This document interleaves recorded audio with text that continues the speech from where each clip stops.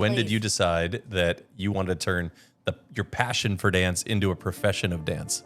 Well, this is how that'll start. I have loved to dance my whole life. I love it. I just was like putting on shows for people like, when I was like 5 years old. So I'd go to the old ladies' houses and put on shows and make my friends do these dances. Anyways, I've loved it my whole life.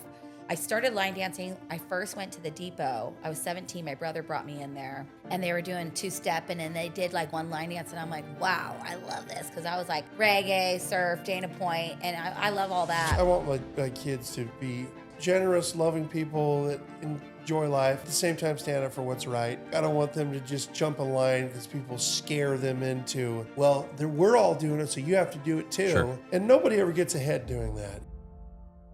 Shade isn't a place you hide. It's where you pause, where you think, where real work happens. Quietly, creatively, and authentically. No slides, no filters. Just candid conversation about a story worth telling. It's not about villains. This is where brand builders, creatives, and storytellers come to share the stories they usually don't tell in pitch decks or press releases. It's about the people who work behind the scenes, challenge the obvious, bend the rules, or build unforgettable brands. This is Shady Characters.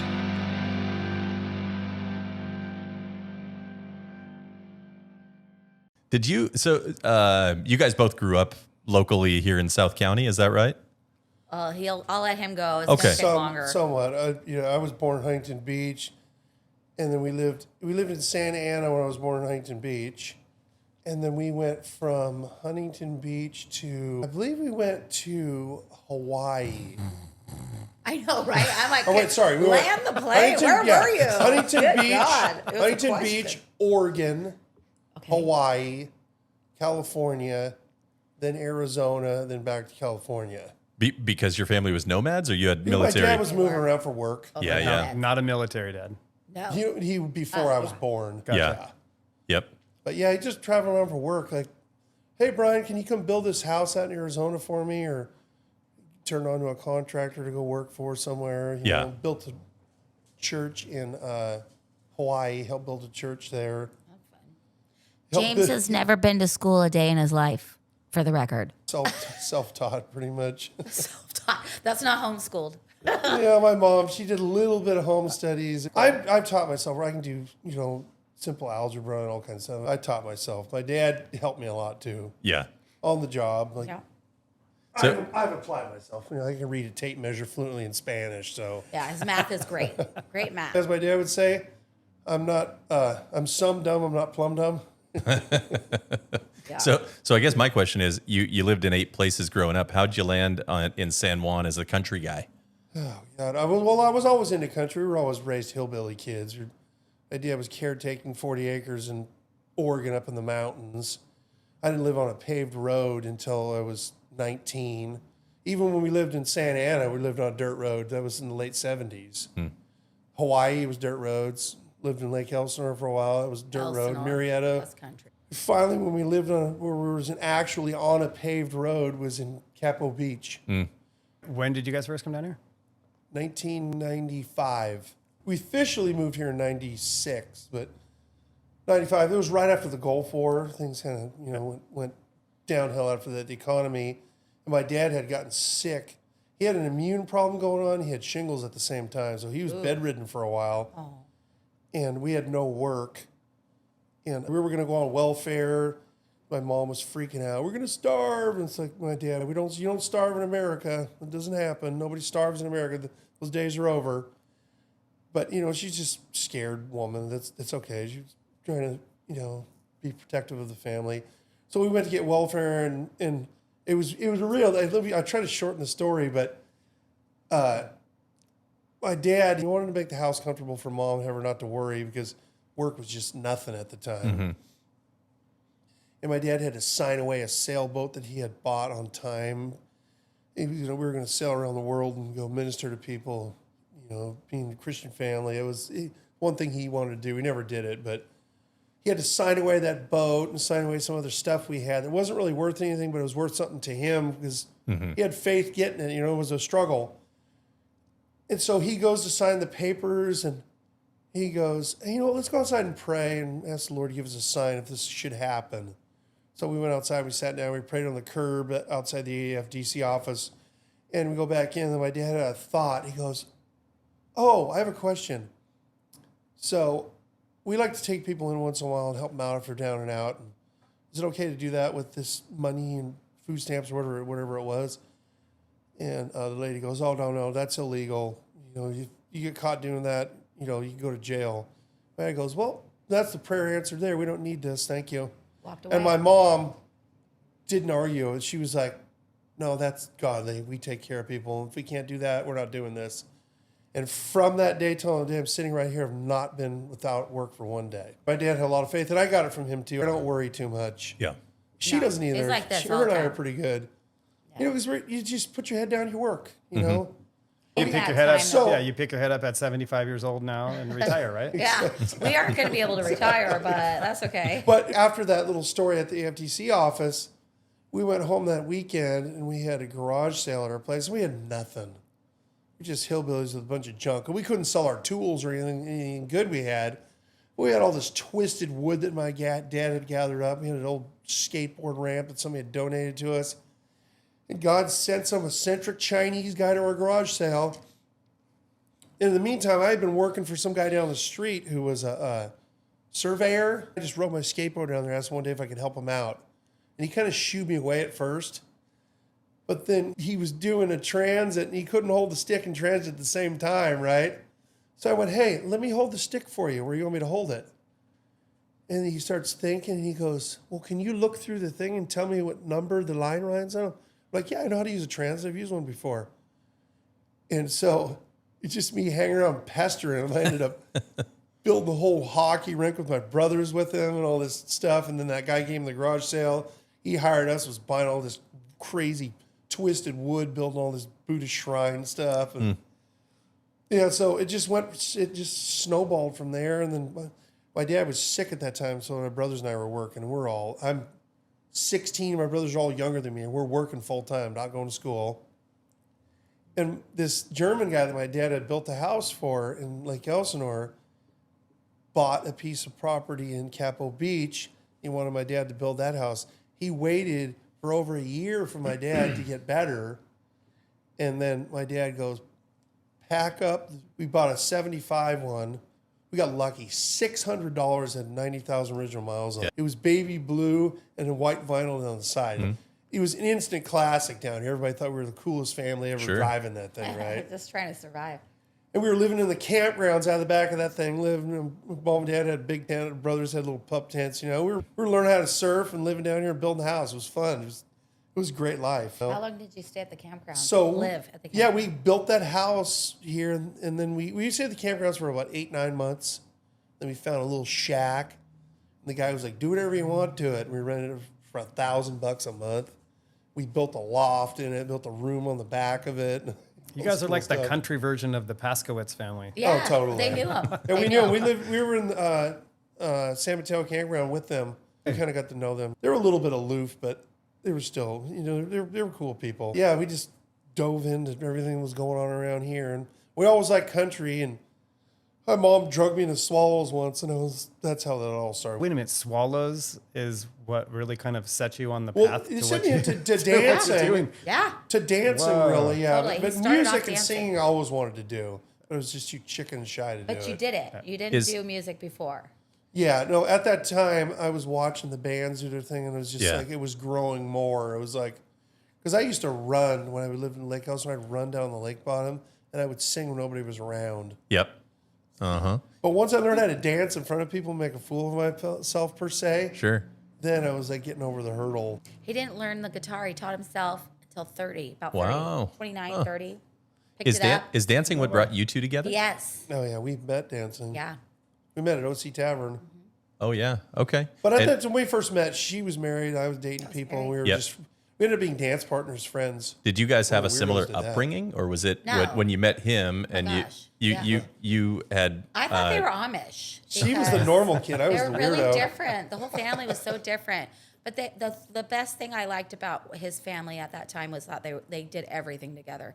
And when we go anywhere, he'd always have to bring his mom around, and she can be a little bit of a handful.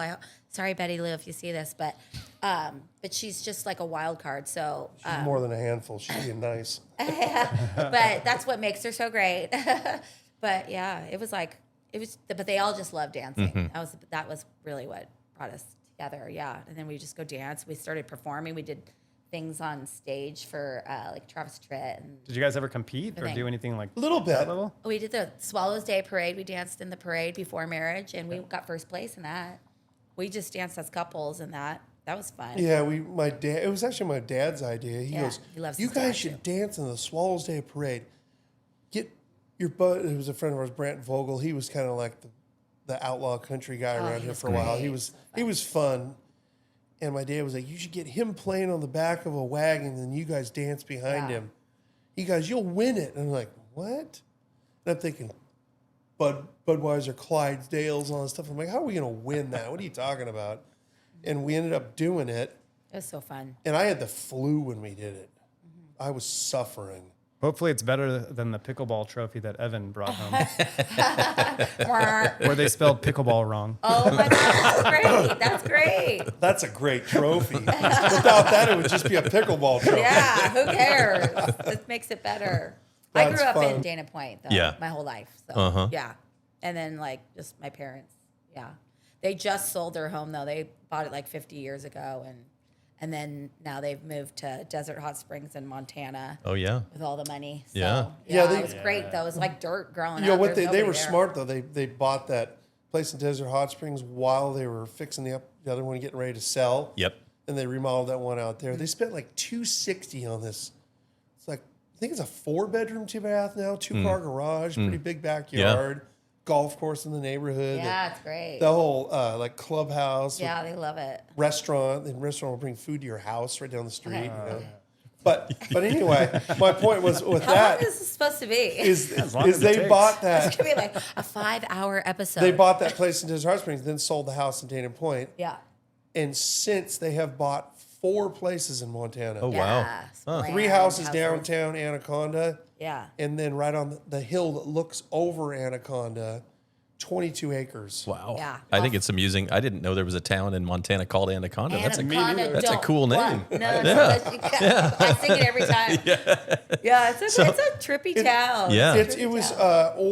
ore mining town. Gotcha. Yeah. The water's Okay. kind of polluted around there. You got to be careful Yeah. with that. Super cheap property though. Yeah. It's so Got 22 acres, the I'll tell you. train the train ran right through Real the middle cheap. of the town there. Yeah. Side of cancer. And at one time there was 150 bars in the town. Oh wow. yeah. And the town's half the size of San Juan. Wow. Wow. Crazy. Yeah, so you know where all those mining guys' money went. Yeah. Yeah. Yeah. Sounds, So- sounds We- like Waiting, I'm like, it's where? a drinking town with a mining problem. Yeah. I love it. So- It's a really it's a pretty beautiful place. It's kind of Yeah. a little bit of a valley surrounded by mountains. There's Awesome. a lake there close. And Nice. the big stacks you see when you're By coming in are really Butte, cool. right? Like Yeah. outside of Butte, right? Isn't it? Butte? Yeah, it's what's the airport that we fly into there? Bozeman? Not is it Bozeman? Yeah, I think it would be Yeah. Bozeman. Yeah, I think so. right. I'm still getting the names a little figured out. Yeah, I think it's Bozeman because Bozeman is close to Hamilton and stuff, right? Is that right? You're looking at the wrong We're geography all major over My here. brother lives in Hamilton. Yeah, I should know okay, this a little all bit. right. Yeah, you didn't go to school. My brother's okay? got You should know 20 this. acres. nothing. We all went to Hamilton. school. My brother's right next to Darcy, where the whole Yellowstone Yeah. house Yeah. show Gotcha. house is right there. Yeah.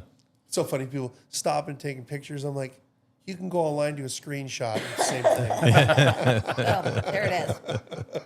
Yeah, just drive my So school. can I ask you a question? When did Please. you decide that you wanted to turn your passion for dance into a profession of dance?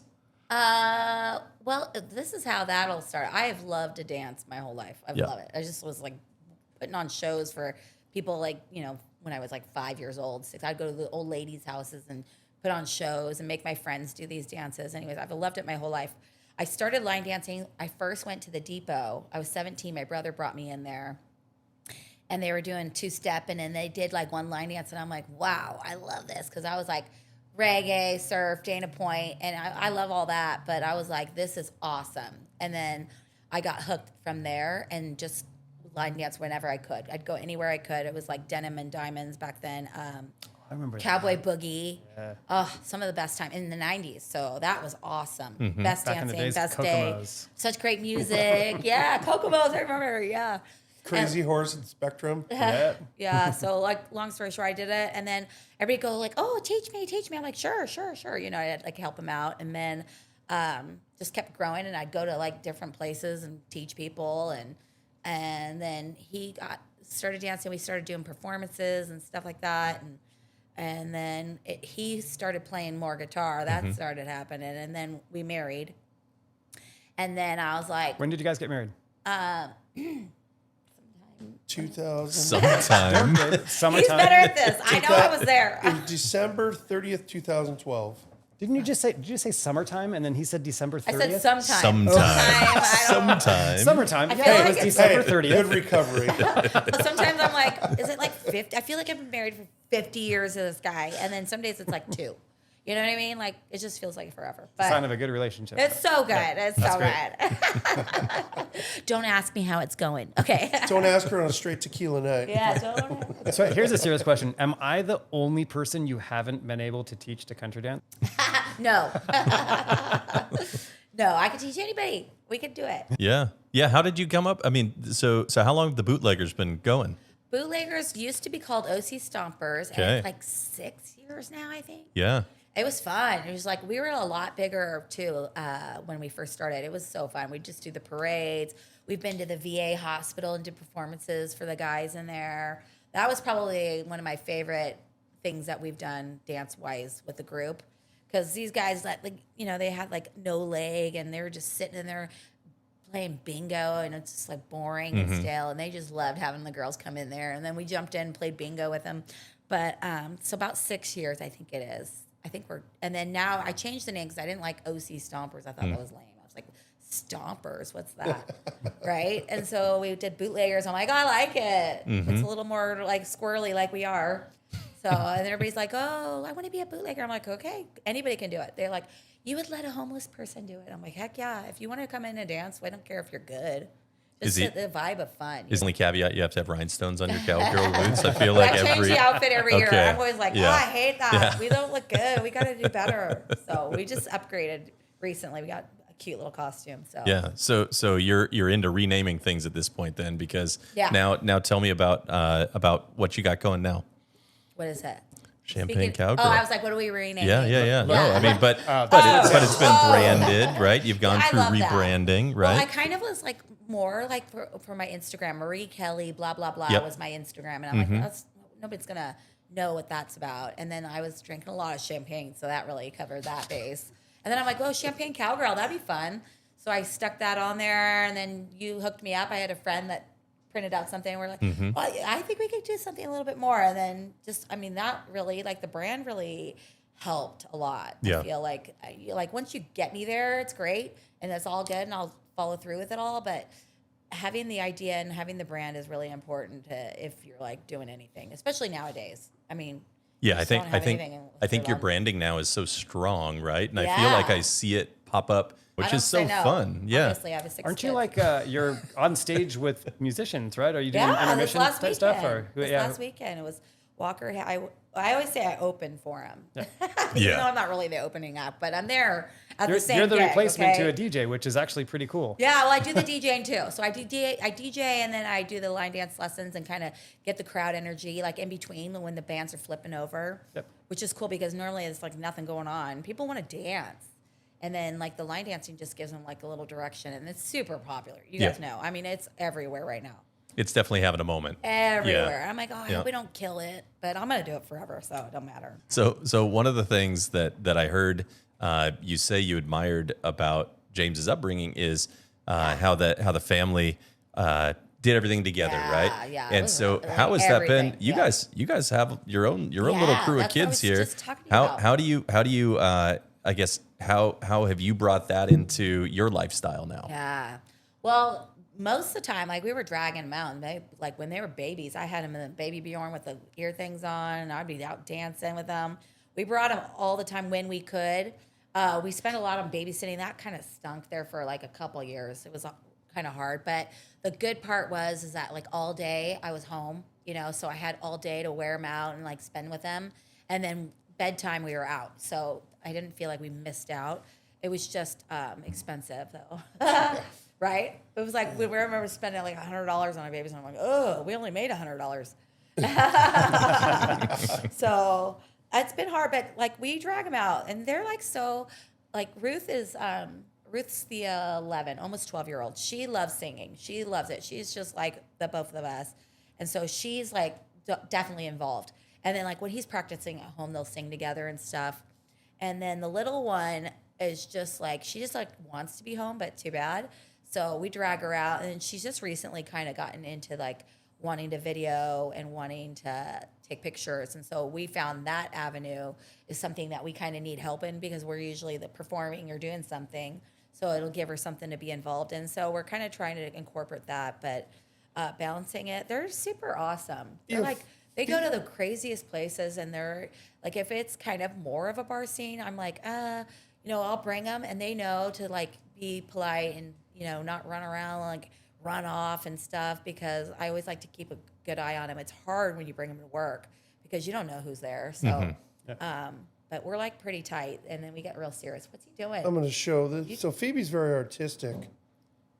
This is Phoebe. Oh, yeah. Oh, how cool. Yeah, Sushi bar the she's other an day. artist in a whole different way, so we have She's to balance 10 it. years Make old. sure. Yep. She Get drew money that back. of me sitting there with the pen. Yeah. And for the audience. First try. You want to see that? Yeah, that's pretty good. Isn't it? I was wearing a ball cap with sunglasses. Yeah, on. really It good. does look like you when you It go like does this. actually, yeah. So I think one of the questions I was hoping to ask is, what does your guys' legacy look like? What are your vision? What's your hope and vision for your kids and your future? Oh. Look at us. We're like, Yeah, future. I want my kids to, be,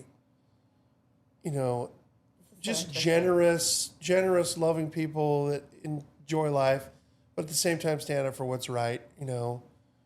Don't just go along with everything that's going on around them. At the end of the day, we're Christians. And we really believe in in that. And I'm going to get all religious on you or anything, but the girls, they believe the same thing. There's a lot of things going on in the world now that are a little twisted. So it's like I don't want them to just jump in line because people scare them into, well, we're all doing it, so you have to do it too. Sure.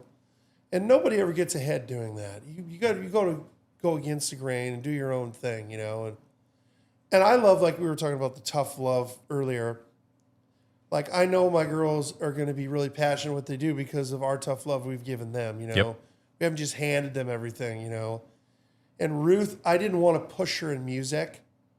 I would almost pull it away a little bit because she was kind of like being spoiled about it. Yep. It's just like, nah, I'm not going to have you do it today. And now she really wants it. She really wants to sing, and she's very good. So I've seen her do Jolene, right? Yeah. And I was telling Marie We need this some more earlier. songs. Not definitely do. that, but We man, do. We've been she's doing Jolene evolved for like so much since the years. first time I saw her do Jolene, and it's incredible. Well, It's so this fun. last two times she's done it. So I had a friend of mine. I was on the phone with him. His wife passed away. He's an ex-Navy SEAL guy. And he was in the team. They were trained by the same people. And we just ran into him by chance at Ganal Lumber in Capo Beach. And now I've known him for 10 years. And he's a really close friend now. He's like 75. And his nephew, his brother's son, was also a Navy SEAL for 22 years. And he's a close friend of mine too now. It's a small family. And if you're part of that community, you're family with them forever. I've played at 2 of the reunions for all the SEALs, which was a real honor. But his wife passed away, and I was on the phone with him. My brother just happened to be in town from Montana. We were there in 30 minutes. We just rushed over there.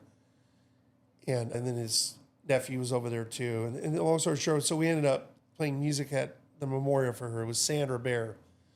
And she was a shot caller for the Hells Angels, a meth addict for like 30 years, but got sober, gave her life to the Lord, and became a drug and alcohol counselor, and she was amazing. Changed a lot of people's She's lives. really She was the tough tough lady, chick. yeah. Like, guy would come in late to a meeting, and why are you late, Thomas? He'd give her some excuse, and she'd go, I invented that excuse, mother effer, try another one. She was tough with people, right? She knew the ones that were serious about getting sober and the ones that weren't. Yeah, she did a great job. But she was sad when she passed away because she was such a good, tough, sweet person. But I was getting ready for a memorial, and they wanted Ruth to do Jolene in a memorial. And Ruth hadn't done it in a long time. I go, well, Ruth, people want you to sing now, so you should really think about working on this stuff. And I'm like, you want to go over the song? Let's get ready. And we start going over it, and she's not doing well. We're in this living room, and I was like, something's not right here, Ruth. And I go, okay, let's do something. I know you've never wanted to do this, but let's do this. This will help you. We were doing do, re, mi, fa, sol, la, doing some runs. I was having her do that a little bit, and she was doing it. I'm like, oh, thank God. She's going to learn pitch now. Great. She was doing it. And then like 10 minutes later, I'm like, okay, let's try the song again. And I was like, sing from your diaphragm. Let's do it. And I instantly had goosebumps. I went, oh, my God. She sounded like a grown-up. And I'm like, if she sings it like that at the thing, and she did. And then now she's singing in more of like a grown-up voice. And I got here every time I hear her sing, I get goosebumps. It's really, really good. So I'm like, so her and Phoebe. Have you guys recorded any of it? Yeah. I think there's one we could let you listen to. She was at, I just did a Palos Verdes concert up there. She wants to do it. She wants me to teach her to play guitar now too. And stuff, remember when they did, so the school where we were going with our kids, because our kids go to school. But that's not my choice. They are a changing. I'm like, okay. We did homeschool a little while, but that was 2020. Everybody was. They heard, the kids were that we were there, and that we had a band, and that the girls sang. So they're like, you have to do the talent show. So we last minute got them in there, and they sang together, the two of them, Phoebe and Ruth. Those were the two little ones. It was American Honey, and it was the most I beautiful backed thing him I've up in the ever background heard. with guitar because we didn't have a track featuring for it. James Kelly. You killed it at that talent show, let me tell you. I was trying. There's a grown up on the stage. I was trying to hide in the shadows. Trust me, it felt weird. Yeah, it was. He's like playing behind the black drapes. Exactly. But they sang so beautifully together, and their harmony was so great. Like when siblings sing together, it can be like a really good thing. That was probably my favorite show. The cutest thing was about it, Grandpa. I was sitting next to him later. My dad. And he goes, Yeah. that was cheating. That wasn't fair for anybody else. No, because it was cute. The kids were all doing their little show and dancing, and everything. The kids really grew beautiful. up with it like they did, Yeah. So it was a whole different level. It was like Ruth was, 9 at the time probably. And she'd been singing since she was literally could talk. Oh, she used to put shows She used to on. sing God Bless the USA with me when she was 3 years old. Yeah. So those other kids just learned an instrument 6 months ago, So she had been using her instrument for The piano kid years was already. good. He did a medley on piano. That was pretty cool. He was good. But yeah, most of it wasn't serious, Yeah. But for them, it was like, whoa, this is really serious, It was cute. Yeah. I was very proud of them. Yeah, they For Phoebe to get up there and do it was tough because she doesn't like being on the stage. Yeah. Not yet. She'll get over that. Yeah. I honestly think that Yeah. eventually Whatever you she'll wanna be do. like, wait a minute, I want to do that too. And she's very good at backup. I think the biggest thing is that Ruth is a strong personality like me. And AKA a dominator. yeah, she just dominates, and she can't help it. The It just dominating little. happens. She's like Reba McEntire. Speaking of dominating, yeah, but that's just so she's kind of hogged a lot of it. And Yeah. she doesn't mean to. It's just the way it is. And then Phoebe's she's talented, but she's just not like that. She's kind of a little shy, a little quieter. But whatever they want to do, I don't care. I don't care if they ever sing. I don't care if they ever it's get kind on of funny stage. when Ruth I want is them to not, go when with Ruth us. is not around.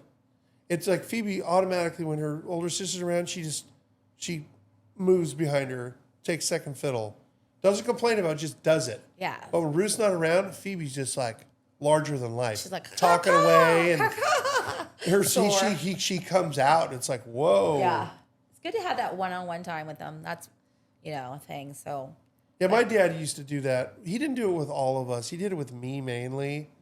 But it's kind of cool when you get to do one-on-one with your kids. Yep.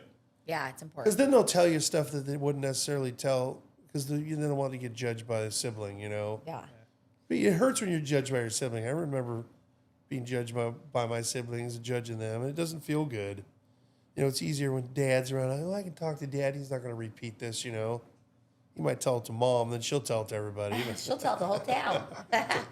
No, yeah. My mom. Yeah, my dad went to work. That's all I remember. That's it. He was always at work. That's such a different time now, you know. Did you grow up around here? Dana Point. Okay. Yeah. That's Yeah, it. she's been here dang near her whole life. My whole life. Lived in Texas for a little while. Yeah, a little bit. And then it was hot and they had bugs a lot. I loved it. I loved it. But this is like, you know, the weather and the opportunities and everything. It's just, I'm an Orange County girl. It's like once you're here, it's hard to get out.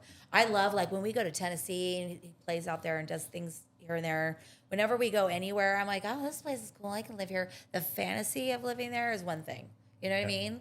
It's just everything is so convenient here, and I don't know. Except for the user fees. Well, what I have going, already. Sunshine tax. I'd have to start all over, you know, and we probably could, but I just like if it's working here, you know, it's a lot of crazy and everything's all whacked, but I don't care. It doesn't, you know, it affects my family, but my family is what we're gonna do, or whatever we're gonna do, you know.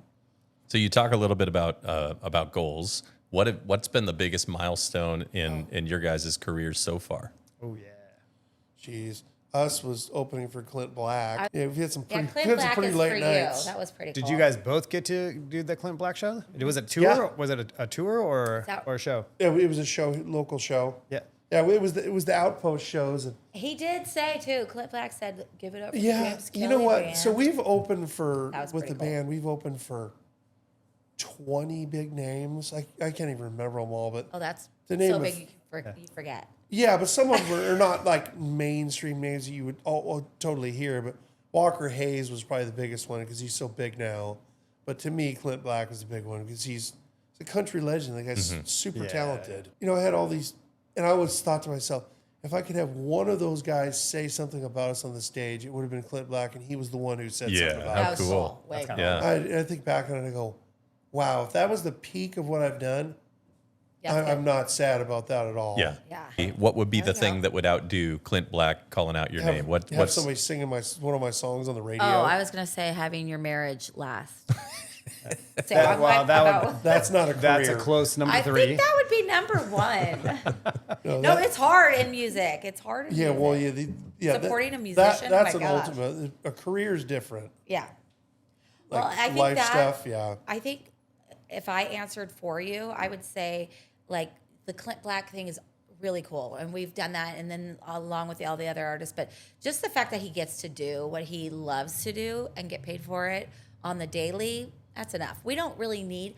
We're not really out to like make it. You know what I mean? Because I don't really think we would want that lifestyle. Small town famous, I'll take it. When you guys show up with your family, and She's right. support, That's a different world. I think that's already like that's where we want to be. We don't want to.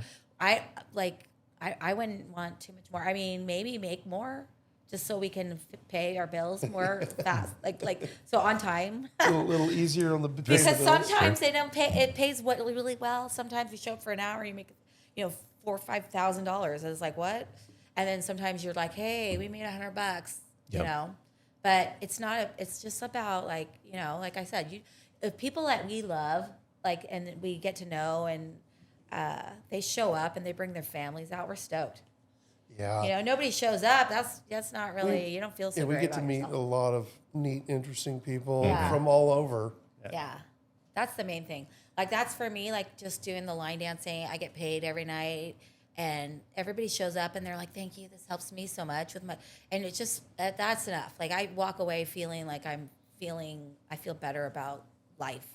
You know, Just in all of July, the band and I will be playing at Camp Pendleton on the beach Yeah. for the troops. I'm like, That's cool. how cool is that, right? Yep. That's a blessing, man. Yep. Yeah. Get to give back to those guys that are serving the country. It's an honor. Yeah, he loves that. I won't see him for like 12 hours that day. He'll be out down there talking about his We've dad. done a He lot loves of- talking about Yeah, it. It sounds like you've done a lot with that. You said you played I've for done Navy quite a bit. SEAls and now the Marines. Yeah, down my here. dad That's was great. Navy SEAL, so it's like I've always had, and I was born on Pearl Harbor Day, so daughter Phoebe was born on D-Day, so it's like there's always something there to remind me of. Like, so I know part of my purpose is to serve veterans because I haven't run into one veteran that doesn't like my style of music. And Yeah. troops, It relates that's to most of them. Yeah. So That's a blessing. He's like a man's man guy, like a instant bromance. No, I love with the wife. veterans though. They're just And most of them are just down to earth people. Active You know? duty. One day when we're not on camera, I'll tell you my dad's Veterans Day routine. Evan loves it. It's a great story. I've played here at Veterans Park here Yep. a couple times, right here local. Yeah. That was an honor to do that. Yeah, that's cool. Very We're on excited Walt at about this that. point. That's awesome. Well, I really appreciate you guys coming in today to share your gift with us. And I think one of the things that always stands out to me, and I think you guys only continued to show me this, but you guys are always so humble and kind, and I really appreciate that about you. And I Please appreciate see you us guys at coming home. in and giving us some time. Absolutely. you. Yeah. Love Thanks, you. thanks for You're the having us. best. you know. Yeah, of course. Do you want to take a moment and plug your stuff, and we'll make sure we include it in the show notes and all that kind of stuff too? Sure. Yeah. We wanna just say? check out, what she does. No, check out what he does. Oh, let me kidding. Google search that. What she does. Yeah, that's gonna be interesting. Yeah, what do? I don't know. What on Instagram? Just line right? dancing. I don't know. We don't know how to plug ourselves. What is your do you want me to say? Instagram profile? Oh, Champagne Cowgirl Dancing. There you we go. go. There you go. If And you the want to James learn Kelly how to line Band. dance, you too can show up. And then his band, the James Yeah, Kelly the Band. James yeah. Kelly Band on Instagram. Yeah, he doesn't know. He doesn't The even know. Champagne Cowgirl. He doesn't know how to work that thing. I tried, I try to. Yeah. Well, you That's guys do a fun. great job. Thank you again. I appreciate right. it. So how come those are not in the front of my truck? Those would be good truck horns, wouldn't they? Oh, they're the I perfect know. size. They're yeah. not too giant. Yeah. I got bullhorns on the front of the golf cart now. I was just going Nice. to tell you. It's That's pretty awesome. good. Yeah. I know. That's My nice. family, we had a pair that were double that. Yeah. I always said I was going to put them on a truck, and my brothers, He drives a Hyundai. they didn't agree with me, and they took them. With bullhorns. That'd be great. The only Hyundai with bullhorns. My Hyundai Ever. has chaps. It's a Geo out Prism. Okay? It's a Do you Geo see like Prism. little things on the would. back fenders that look like chaps? Yeah. That'd be cute. Or the Yeah. old I lady, have the the- cutout lady. I have Instead of curb feelers, you have spurs. He doesn't drive a Hyundai, just for the record.